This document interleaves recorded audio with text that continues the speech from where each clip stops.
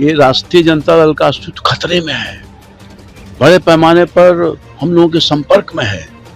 राष्ट्रीय जनता दल खत्म होने वाला है, इसलिए ऐसी बात कह रहे हैं घबरा के, डर के। वोट चोरी, इसलिए इन लोगों का नतीजा ये हो गया है। ये जो दुर्गति हुआ है राष्ट्रीय जनता दल का, विपक्ष का, इसी वजह से वोट चोरी हुआ है। आप यहाँ के वोटर हैं ना जी, आप वोटर हैं ना, हैं, बोलिए हैं, तो आपका वोट चोरी हो गया, नहीं दिया, देने दिया कोई। ये सब इनके पास मुद्दा विहीन है और जनता इनको नाकार चुकी है।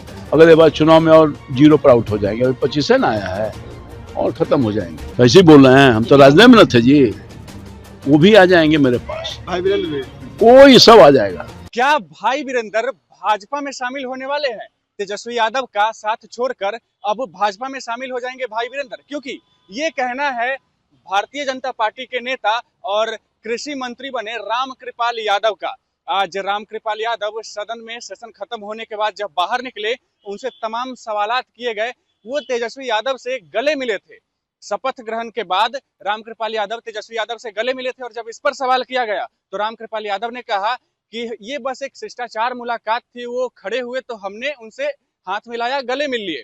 तो इसके बाद जब सवाल किया गया कि भाई वीरेंद्र ये आरोप लगा रहे हैं कि भारतीय जनता पार्टी ने वोट चोरी की है, तो रामकृपाल यादव का कहना था कि राजद अब खत्म हो जाएगी, राजद का अस्तित्व समाप्त हो जाएगा, क्योंकि राजद के बहुत सारे विधायक अब भारतीय जनता पार्टी के संपर्क में हैं। और जब सवाल किया गया भाई वीरेंद्र के बारे में, तो रामकृपाल यादव का कहना था कि भाई वीरेंद्र भी अब भाजपा के संपर्क में है, वो भी भाजपा में शामिल हो जाएंगे। देखिए क्या कुछ कहते हुए नजर आ रहे हैं रामकृपाल यादव। का सदस्य पहली दफा हुआ हूँ और सब सदन का सदस्य तो रहा हूँ, तो मेरे लिए एक पहला अवसर था और ऐतिहासिक पल भी है।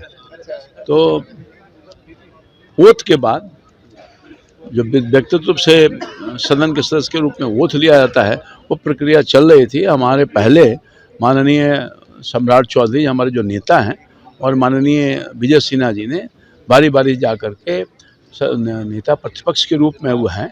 तो शिष्टाचार भेंट था और एकमात्र शिष्टाचार भेंट हमने भी किया। तो खड़े होकर के हमारा अभिवादन किया, तो मेरा ये दायित्व बनता था कि उनको शुभकामना भी मैं दूं, तो शुभकामना मैंने दिया, प्यार किया और क्या किया। भाई वीरेंद्र कह रहे हैं कि वोट चोरी कर कर आप लोगों ने सरकार बना लिया है, ज्यादा लोग हमारे साथ हैं, भले ही जनसंख्या कम है। वोट चोरी, इसलिए इन लोगों का नतीजा ये हो गया है। ये जो दुर्गति हुआ है राष्ट्रीय जनता दल का, विपक्ष का, इसी वजह से वोट चोरी हुआ है। आप यहाँ के वोटर हैं ना जी, आप वोटर हैं ना, हैं, बोलिए हैं, तो आपका वोट चोरी हो गया, नहीं दिया, देने दिया कोई। ये सब इनके पास मुद्दा विहीन है। ये वैसे चीज़ों को इशू बनाना चाहते हैं जिसका कोई मतलब ही नहीं है। इनके पास कोई मुद्दा नहीं है और जनता इनको नाकार चुकी है।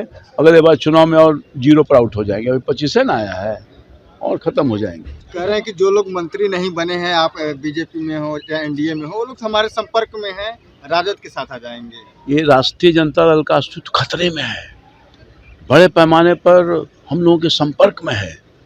राष्ट्रीय जनता दल खत्म होने वाला है, इसलिए ऐसी बात कह रहे हैं घबरा के, डर के।